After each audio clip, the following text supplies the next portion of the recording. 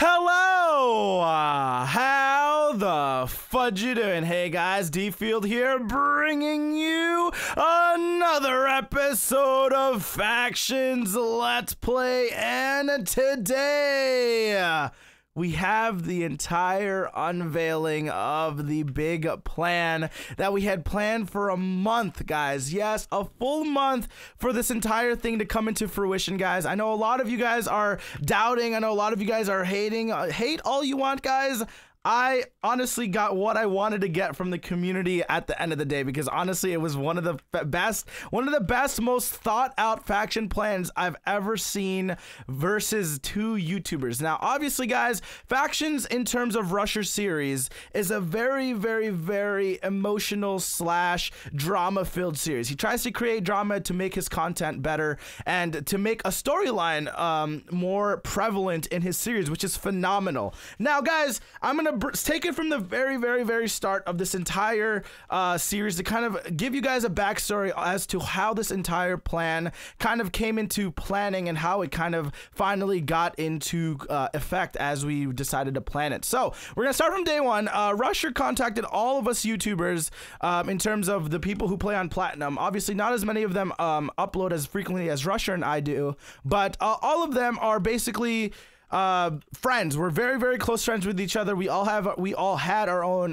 you know, separate faction series and all of that good stuff. Now, the one thing that everybody knew going into the series was that Rusher was very, very, very strong in terms of his Cyan series. He knew who his enemies were, he knew all of his allies, and he knew who he should be teaming with on the Cyan server, which was one of the biggest faction servers in terms of the size and how many players were on it daily. So a lot of us smaller YouTubers in terms of the faction series decided that we would make a small pack to kind of team up on Rusher, whether it be direct or indirectly, over the series as it kind of progressed. Now, Dylan and I took it a step further, excuse me, and we kind of wanted to plan the biggest factions drama right at the start of the series in order to kind of pull an audience in and for everybody to think that we were cheating, we were hacking, we were doing all of this stuff in order to create this drama, this suspense that after all this time, you know, my brother out of all people would be permanently banned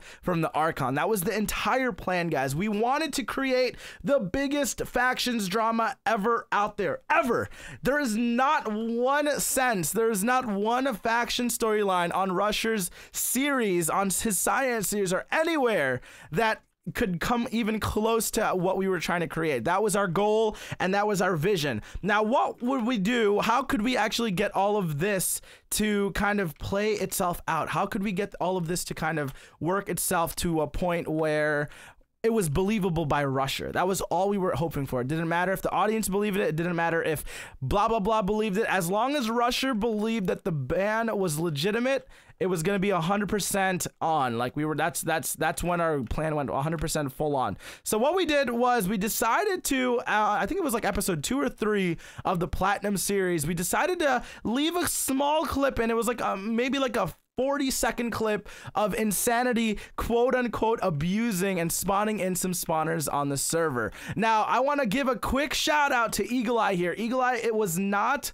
actually in on this entire plan, but his proof video that I linked on that video after Insanity was banned, the day after, his proof video just helped solidify everything in terms of having and making everybody believe that this entire ban was in progress. It was literally like the cherry on top of the entire plan to make this all believable, and I had no problem linking that video in the description. That was literally one of the most easiest things for me to do. And Eagle Eye, I know you weren't in on the plan, but bro, thank you so much for helping me convince everybody else that Insanity was banned and he was abusing and all of this stuff. So out of that question, that was that. Matthew is gone. Now, where do we move from there? Now, obviously, we had to take a quick step. Matthew was going to be focusing on schools because his grades were suffering a little bit from the time that he was spending so much on the computer. So we decided that he was going to be taking a little bit of a break. He'd still be playing on an alternate account, obviously, now and then, because of the fact that he wasn't really banned. Like, it was fine. It was 100% fine. Everything was 100% planned. Now, before I go into the story any further, guys, I want you guys to know that a lot of you guys were like, this is not fair, blah, blah, blah, you can't ban people. I want you guys to all know that all of the upper high staff of the Archon, apart from Rusher, Mr. Mitch, and Child Dolphin, all of the upper staff knew of this plan. Like, everybody knew that this was going down. Everybody knew that eventually, everybody knew that we kind of wanted Matthew to be banned, fake banned, so that, like, they all knew what the plan was. Now, we didn't tell them too much into detail because obviously we didn't want one of them who were like Rusher fans or people who watch Rusher series to kind of spoil it for everyone. We only told them certain amounts of information, but like information enough for them to know that Matthew is banned, but it was all planned in a way. So that is out of the question. That is out of the way. Just wanted to make sure you guys all knew this, because if you guys ask any or a majority of the senior mods, ask Honeypot, ask Abs, ask like literally ask Snicks, ask anyone, they will tell you that they knew that this plan was going down. We just had to pick and choose who knew the information, because we obviously did not want any of this to get out to the public, because obviously, knowing you guys are huge Rusher fans and you guys support Team Nudist and all that stuff, and we didn't want them knowing that what our plans actually were. So after Insanity was banned, we had to take a week to kind of plan our next move in terms of how can we get Matthew on an account that Rusher begins to start to trust. So now, at this point of time, Otekers was a part of the series, and he was one of the targeted heads that Rusher was going for. Now, the one thing that we wanted to try to do was get Matthew on an account that Rusher eventually started to trust. Now, what is the only way you are ever going to get a YouTuber's trust in terms of factions? And the only way to do that is either by talking to them a lot on TeamSpeak or by continually selling them high value raids for them to record and for them to actually upload, so that they can see, or it makes them seem like they are obviously trying to, you know, they're obviously trying to get the best content available out there. So in the video right now, right there, guys, you see Matthew picking up my head for the first time. That is literally when you guys watch Rusher's perspective, that was when the first time Matthew picked up his head, or my head was right there. That was the very, very first time he killed me. Anyways, back to the story. So we did convince Otekers, as he was part of our little alliance that we made at the beginning of the series, that we wanted to sell Brayden a fake base in order for Matthew to sell Otekers' fake base to Rusher for a video. Now, if you guys remember this is like 2 or 3 weeks back. Rusher raided Otekers' base, and like literally he was just like, this guy sold me this base cord, it's Otekers' base, blah, blah, blah. Guys, everything that we put into that base that Rusher raided was donated by, you know, faction members. There wasn't too much in it. There was like maybe like a dub or two of armor and all of that stuff, but nothing too valuable. But at the end of the day, it was the fact that Rusher got to say that he raided Otekers' vault. That was like step number 1 to getting his trust. So now, after this amazing koala account finally sold this this raid, this Otekers' vault raid, god raid to Rusher, he obviously is going to start to trust the guy. He's obviously going to start to trust him in terms of getting more raids from him, and just starts to get interested more. Now, we needed to take it a step further, because even if a random person sold Rusher just one base, he would not invite him into Team Nudist. You guys know exactly how Rusher's mindset works in terms of factions. There was no way he was going to invite one random guy into a faction, his huge, powerful faction, with just one YouTuber vault cord. So we decided to take it a step further and aim for the other biggest competitor on the server and sell another base cards, which was mine. Now, our entire, if you guys are watching this background scene unfolding behind you, this was when Brent and I were quote unquote moving our sky vault. And obviously, in the middle of the episode, somehow Matthew, or Amazing Koala, had found a young Tater as he ran out into the wilderness, and basically trailed him until we started building up our sky vault. This was entirely planned. Guys, come on. A lot of you guys mentioned this in the comments, and I'm so glad that Brayden did not listen to the comments, because you guys were all saying this has to be planned. There's no way this Amazing Koala guy first found Otekers' raid. Now he's got this entire thing set up with this. Like, no one would have believed it, guys. Honestly, no one would have believed it, but it was perfect. So what we did was, obviously, when he was selling these raids to us, there was bound to be an imminent fight between like a 3v3 situation between, you know, me, Dylan, Brant versus Mr. Mitch and his group. Now, here is the second time on the screen right now is when the second head of mine drops. Obviously, if you guys watch my perspective, I don't really try. I quote unquote drop my gaffles right there and give Matthew the second head on the Amazing Koala account, and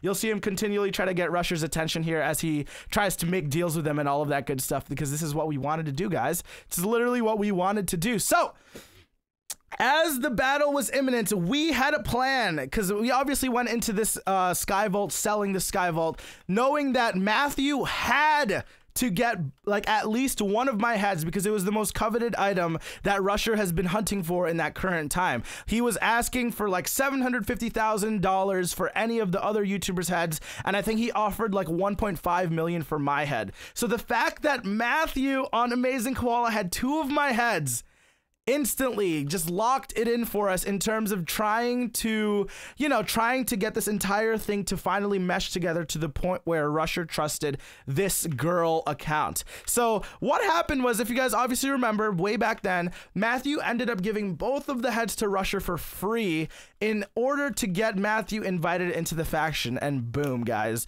that was our goal. How hard is it to get into Team Nudist with Rusher not really knowing you? It's almost 99.9% impossible, but with all the stuff that Amazing Koala had provided for Rusher, it was made believable to him that he thought that he was selling it to a legitimate person, not an alt. Like, no alt was like, there was no reason for him to think that it was one of us, because why would I want to lose two of my own heads to some random person in order for this plan to work out? So at the end of this episode, I think towards the latter portion of this, Matthew on Amazing Koala gets invited for the first time into the Camping Rushers faction, and that kind of all just plays out in that sense. Now, a lot of you guys were wondering and asking, how did Matthew get both of my heads?